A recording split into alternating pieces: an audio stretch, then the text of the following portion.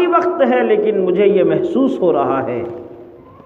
کہ اللہ تعالیٰ تیرے ذریعے سے ایک دن دنیا کو پاک کر دے گا، روشن کر دے گا۔ اور یہ جملے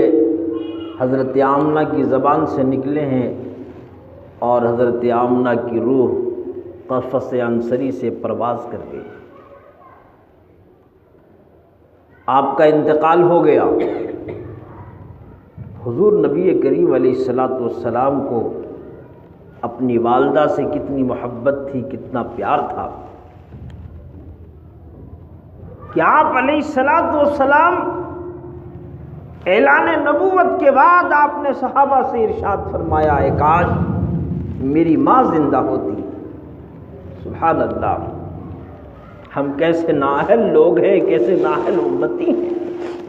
اپنے والدین کی نافرمانی میں زندگی گزارتے ہیں، اللہ کے غضب کو دعوت دیتے ہیں۔ آپ فرماتے ہیں کاش میری ماں زندہ ہوتی اور میں عشاء کی نماز پڑھا رہا ہوتا، اور میری ماں پکارتی ہے بیٹا محمد، پکارتی بیٹا محمد، میں نماز کو توڑ دیتا اور اپنی امی کی بات سنتا، لبیک یا امی۔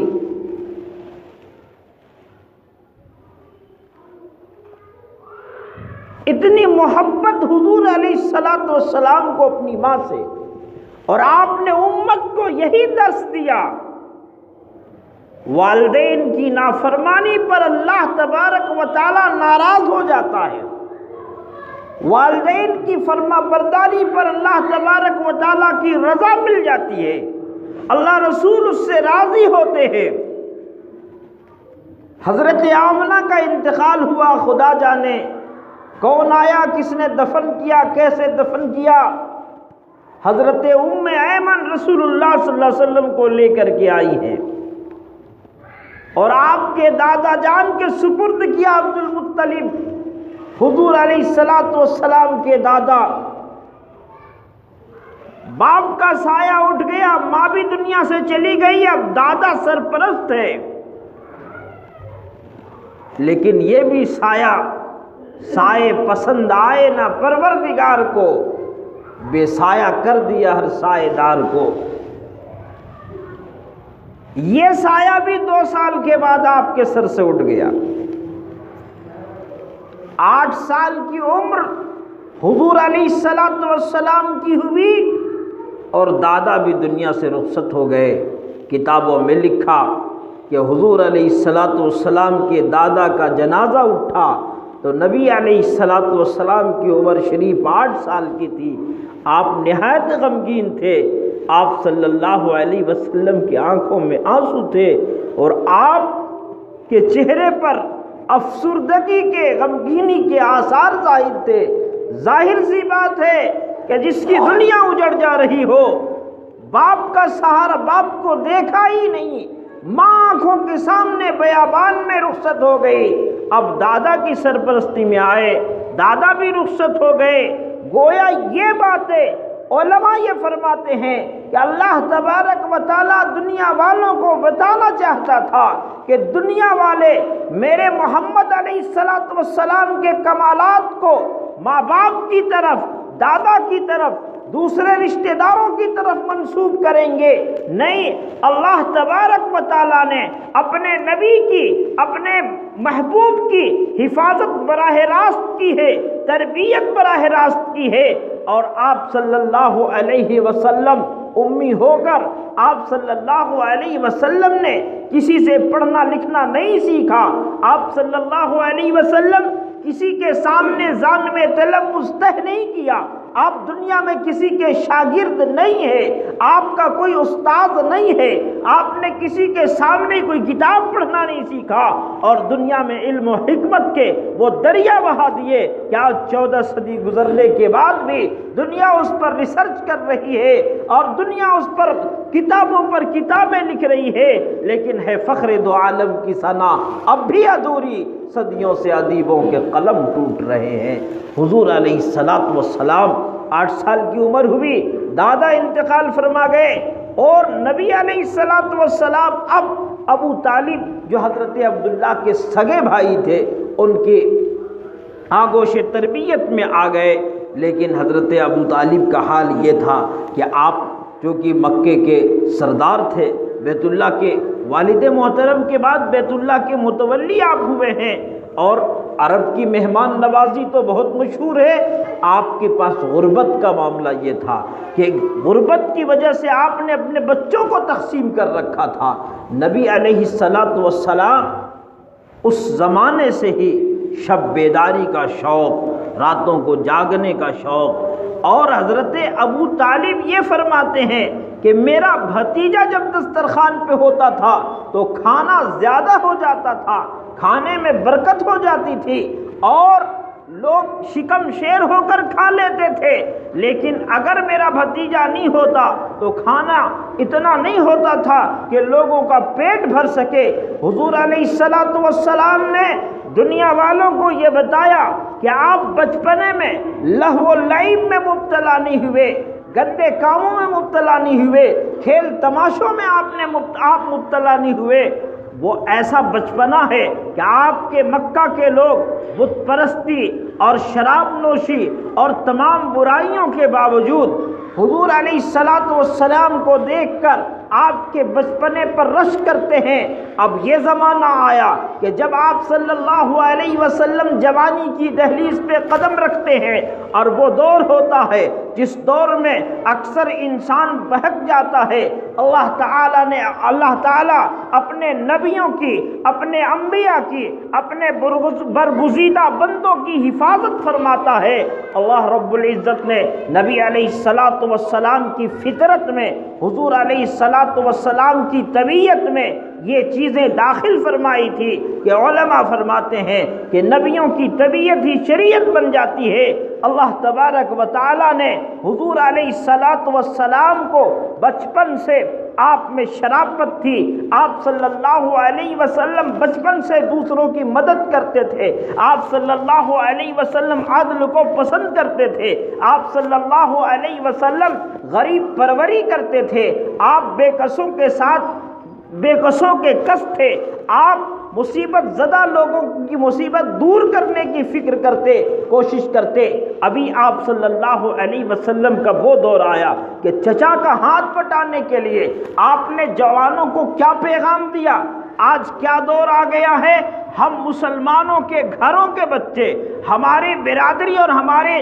سوسائٹی کے بچے، یہ زمانہ ہے کہ جس زمانے میں تعلیم کو موقوف کر دیا گیا، اب آپ پڑھ بھی نہیں رہے ہیں، کچھ کرتے بھی نہیں ہیں، تو کیا ہم کر رہے ہیں؟ ہمارے نوجوانوں میں اکثروں کا حال یہ ہے، اگر والد سروس میں ہے، والد نوکری میں ہے اور سرکاری سروینٹ ہے، تو ہم کیا کرتے ہیں؟ باپ کے پیسے پر عیش کرتے ہیں اور اپنے اخراجات کو بھی انہی سے طلب کرتے ہیں۔ میرے آقا صلی اللہ علیہ وسلم اس زمانے میں اپنے چچا کے آغوش تربیت میں ہیں۔ دنیا یہ کہتی ہے کہ محمد صلی اللہ علیہ وسلم کو ابو طالب نے پرورش کی ہے، لیکن میں آپ کو بتاؤں کہ ابو طالب کی مدد کرنے کے لیے، ابو طالب کے معاش میں حصہ دار بننے کے لیے آقا صلی اللہ علیہ وسلم نے مزدوری پر کیا مقام ہے، کتنا بڑا مرتبہ ہے، کتنا بلند رتبہ ہے کہ بعد از خدا بزرگ تو ہی قصہ مختصر،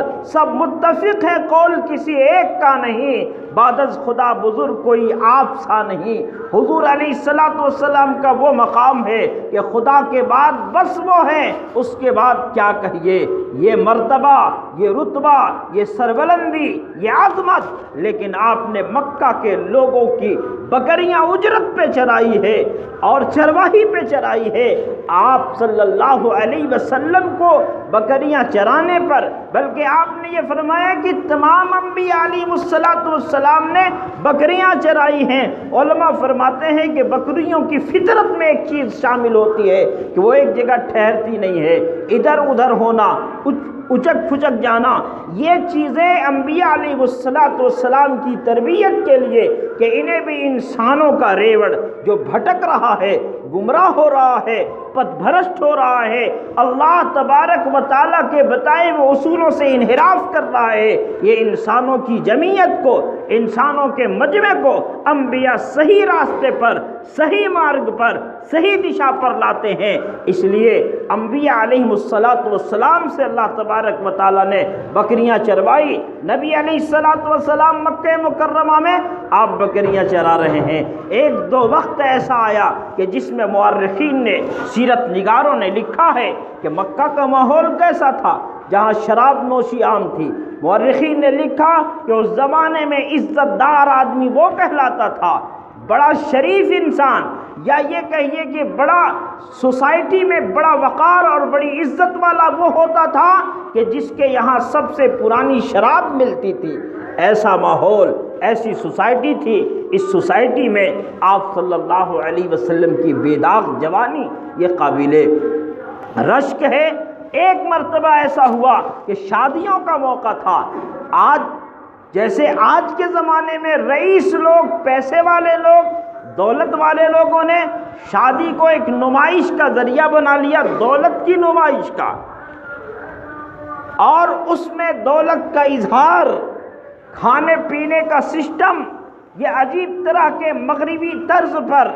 اور مغربی انداز میں، یورپ کے انداز میں، امریکہ کے انداز میں بفر سسٹم کھانے پینے کا، جانوروں کی طرح کھڑے ہو کر کے کھانے کا، گھوم گھوم کر کھانے کا۔ یہ تو جانوروں کا سسٹم ہے کہ کچھ پتل یہاں چاٹ لیے، کچھ آگے چاٹ لیے، چل پھر کر کے۔ انسان تو بیٹھ کر کھاتا ہے، ادب سے کھاتا ہے، اور پھر انسانوں میں وہ مقام مرتبہ ہم امت محمدیہ، حضور علیہ السلام کی امت،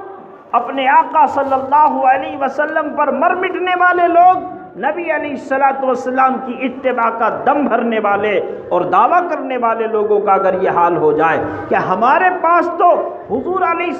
السلام کی پاکیزہ اور نورانی طریقے ہیں کہ اس سے بہتر طریقہ نہ اس سے پہلے دنیا میں وجود میں آیا ہے، نہ قیامت تک ایسا آ سکتا ہے۔ کامیابی کا ضامن اور کامیابی کی ضمانت اگر کہیں ہے تو حضرت محمد الرسول اللہ صلی اللہ علیہ وسلم کے پاکیزہ اور نورانی طریقے میں ہے۔ ہم اپنے نبی کی اس نورانی اور پاکیزہ طریقوں کو چھوڑ کر کے مغرب کی تقلید کر رہے ہیں اور مغرب کی طرز پر پارٹیاں دے رہے ہیں۔ تو بہرحال وہ دور تھا کہ ایک دولت مند کی یہاں شادی تھی، ناچ گانے کا بھی پروگرام ہوگا، موسیقی کا بھی پروگرام ہوگا، یا اس زمانے میں جو کچھ رائج تھا، آقا صلی اللہ علیہ وسلم کو بھی ایک شوق پیدا ہوا کہ ہم بھی اس کو میں شریک ہوں۔ اللہ تعالیٰ نے حفاظت فرما لی کہ آپ صلی اللہ علیہ وسلم وہاں تشریف لے گئے، آپ گئے وہاں، لیکن ابھی کوئی پروگرام شروع نہیں ہوا تھا۔ اس سے پہلے اللہ تبارک و تعالیٰ نے آپ پر نیند کا غلبہ کر دیا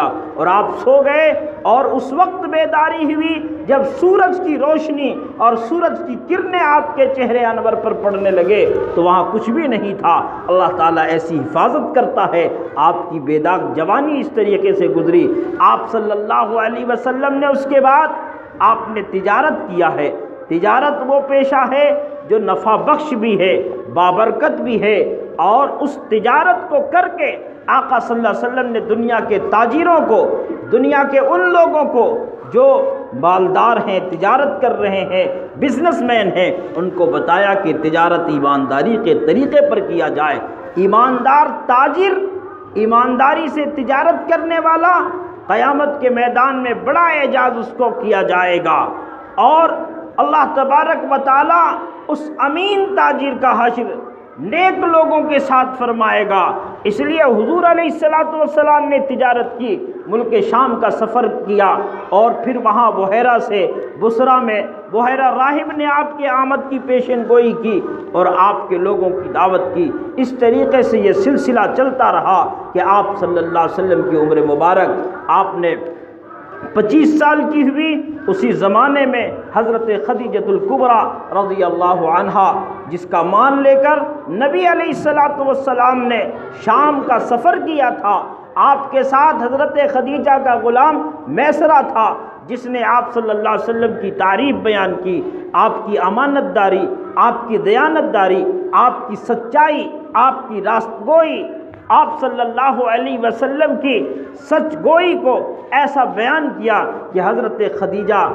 آپ صلی اللہ علیہ وسلم کی ذات پر قربان ہونے کے لیے تیار ہو گئی۔ پھر نکاح کا پیغام دیا اور آپ صلی اللہ علیہ وسلم کا نکاح حضرت خدیجہ کے ساتھ ہوا۔ پھر آپ صلی اللہ علیہ وسلم غار حرا میں تشریف لے گئے، جہاں آپ تنہائی میں اللہ کی عبادت کرتے، اللہ کو یاد کرتے، اور پھر اللہ تبارک و تعالیٰ نے آپ کے اوپر وحی کا نزول فرمایا۔ وقت کی کمی کو پیش نظر ان باتوں کو اختصار کے ساتھ یہیں روک دیا جاتا ہے۔ آئندہ ہفتے انشاءاللہ تعالیٰ میں آپ کے سامنے اور مزید باتیں عرض کروں گا۔ تب تک اللہ تبارک و تعالیٰ سے دعا کرتے رہیں، اللہ پاک ہمیں آپ کو اور پوری امت مسلمہ کو اپنے آقا حضرت محمد رسول اللہ صلی اللہ علیہ وسلم کی سیرت پاک کو سمجھنے کی اور آپ صلی اللہ علیہ وسلم کے بتائے ہوئے طریقوں پر عمل کی توفیق عطا فرمائے۔ وآخر دعوانا ان الحمد للہ رب العالمین۔